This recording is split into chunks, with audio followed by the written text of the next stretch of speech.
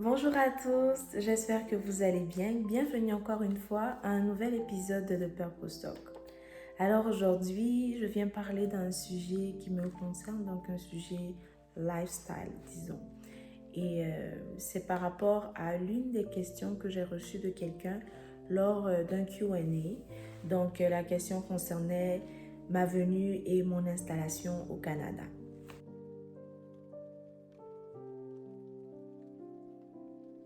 Déjà en commençant par la décision de partir.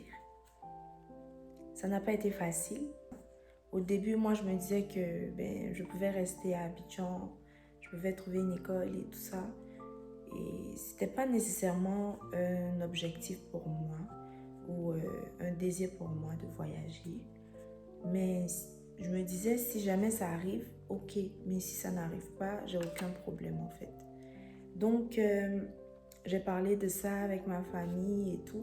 On s'est mis à faire des recherches. Et lors des recherches, on a trouvé une école ici. Et là, j'ai commencé les démarches, tout ce qu'il fallait faire et tout pour pouvoir venir ici. Donc, autant j'avais juste 18 ans, voilà, à ce moment-là où on devait prendre la décision que je vienne ici. Et j'étais très jeune, c'était pas facile. Je ne savais pas à quoi m'attendre. Disons que c'était comme une peur de l'inconnu. Tous les membres de ma famille étaient tristes, personne ne voulait que je parte. Voilà, et je me rappelle même que mon père, la veille du voyage, m'a réveillée donc la nuit et on parlait. On a pleuré tellement que c'était difficile. Et même lorsque je suis arrivée à l'aéroport, c'était compliqué. Voilà, déjà le fait d'annoncer à l'église que je pars, des gens ont pleuré, annoncer à certains de mes amis et tout ça, c'était compliqué. Voilà, les gens n'arrivaient pas à accepter cette réalité-là. Et donc, même à l'aéroport, c'était vraiment difficile, très difficile. Je me rappelle de mon visage, même à l'aéroport, j'étais très crispée. Voilà, je ne voulais pas partir. Disons-nous les vérités, je voulais rester. Voilà. Et on a pris l'avion, ma mère et moi, heureusement que ma mère m'accompagnait. Donc ma mère et moi, nous avons pris l'avion, nous sommes partis et tout ça. J'avais jamais voyagé seule, donc du coup, heureusement que ma mère m'accompagnait. Sinon, ça allait être plus compliqué que je ne l'imaginais. Alors, on a pris l'avion, on a fait les escales et tout, on est arrivé.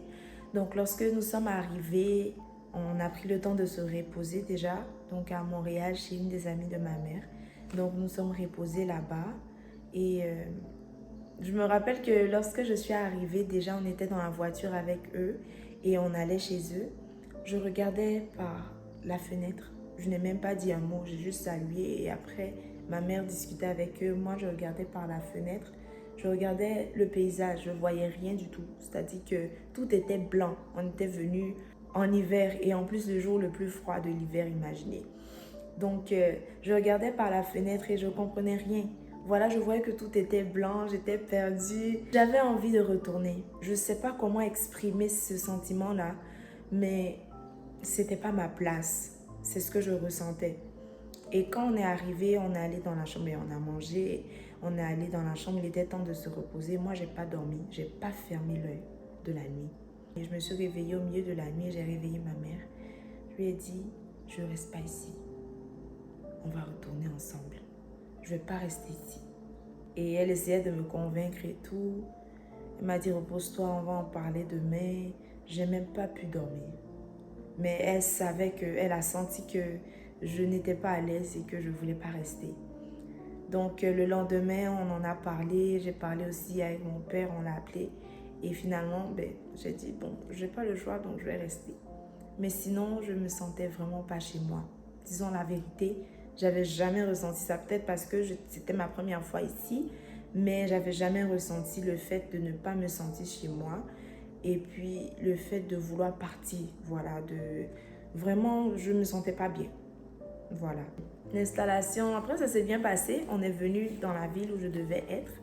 Donc, lorsque nous sommes arrivés ici, nous avons commencé les démarches, donc aller voir l'école et tout, se préparer parce que la rentrée c'était lundi, on est arrivé un jeudi. Donc, pratiquement le vendredi, là, on est arrivé dans la ville où je devais être et on a commencé les démarches, l'installation et tout ça. Et disons que heureusement que ma mère était là. Vraiment, moi, c'est ma chance, c'est ma grâce pour cet épisode de ma vie là. Parce que si ma mère n'était pas là, je ne savais pas ce que j'allais faire. Très franchement, j'étais perdue. Et j'ai commencé l'école le lundi pendant que ma mère m'aidait à m'installer. Je devais rester. Et lorsque je revenais de l'école, je trouvais ma mère à la maison. Donc, ça me rassurait. Vraiment, ça me rassurait d'avoir ma famille, un membre de ma famille avec moi. Même le fait de s'habituer au fait aux cours et tout ça, c'était compliqué. Je me rappelle que mon premier cours, j'ai juste entendu souris, juste un mot, dans un cours de 4 heures. Je voyais les gens lever leurs mains, je voyais les gens répondre et tout, donner des réponses, mais je me disais, mais qu'est-ce qui se passe pour qu'il y ait autant d'interactions? Moi, je n'entends rien du tout. On s'entend que le français du Québec, donc au Canada, et le français de France, c'est autre chose. Même le français qu'on parle en Côte d'Ivoire, c'est pas la même chose. Genre carrément différent, ils ont un accent, ils ont des mots qu'ils utilisent, des anglicismes, donc des mots vraiment calqués de l'anglais. C'est compliqué. Et en plus, en fait, c'est l'accent même qui rend la chose difficile. Donc, on ne peut pas comprendre ce qu'ils disent parce qu'il y a comme un accent dedans. Voilà, c'est comme un anglophone qui essaie de parler le français. Ou voilà, quelqu'un qui n'a pas l'accent d'une langue qui essaie de parler la langue. C'est vraiment compliqué à comprendre. Très compliqué, vraiment. Donc, j'avais rien compris. J'ai enregistré mon cours et quand je suis rentrée à la maison, j'ai réécouté parce que j'avais rien entendu, rien compris. Juste souri dans un cours de 4 heures. Vous pouvez imaginer la catastrophe, mais en tout cas. Et après ça, j'ai commencé à m'habituer un peu. Donc, je continuais à aller dans mes cours et tout. Je commençais à rencontrer des gens, donc de nouveaux amis. Et je commençais à me familiariser petit à petit. Mais disons que ce n'était pas facile. Mais j'avais encore un peu de force en voyant ma mère qui était là avec moi. Et là, maintenant, on arrive au moment où ma mère doit partir. Lorsque ma mère partait, j'étais encore dans le déni.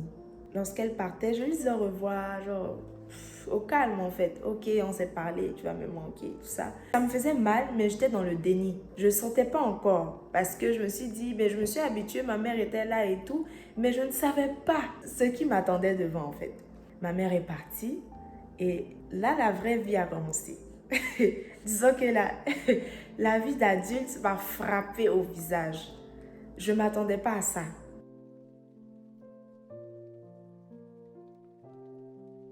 Quand on dit la vie d'adulte, c'est une anarque, c'est clair que c'est une anarque. Là, je devais chercher un travail, je vais chercher un boulot et tout.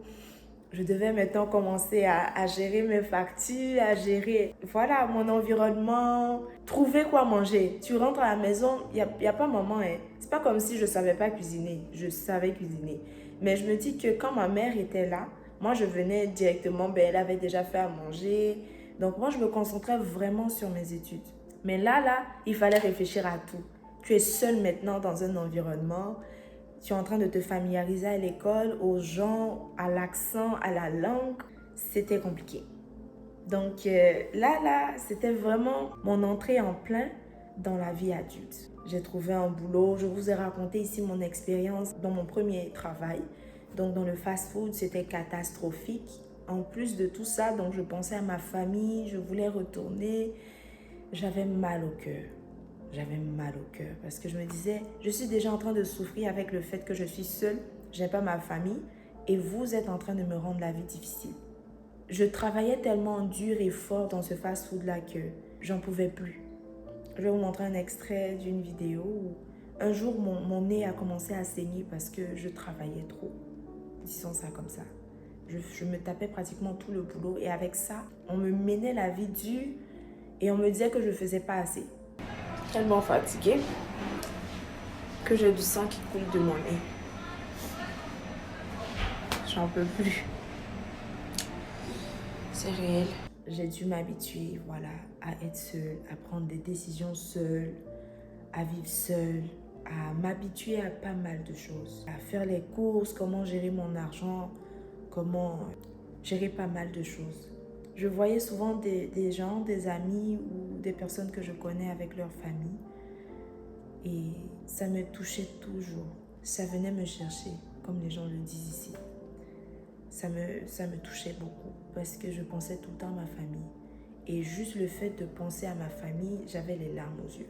Mais ce qui est bien, je gardais contact avec ma famille.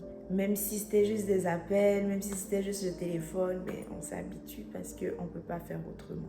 Je ne sais pas, peut-être dans d'autres vidéos, si jamais vous demandez, vous avez des questions précises, je pourrais vous répondre par rapport à ça. Mais sinon, en gros, c'est les points que je voulais toucher par rapport à mon expérience en fait de quitter mon pays et de m'installer définitivement ici. Ben, je ne vais pas dire définitivement, je ne vais pas effrayer des gens, mais le fait de quitter mon pays et de venir m'installer au Canada. Donc, c'est à peu près à ça que ça ressemble.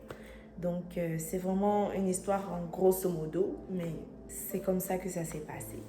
Donc, merci d'avoir visionné la vidéo. N'hésitez pas à aimer, à commenter, à me poser des questions, bien sûr, à partager, mais surtout à vous abonner pour recevoir plus de notifications par rapport aux prochaines vidéos de The Purpose Talk.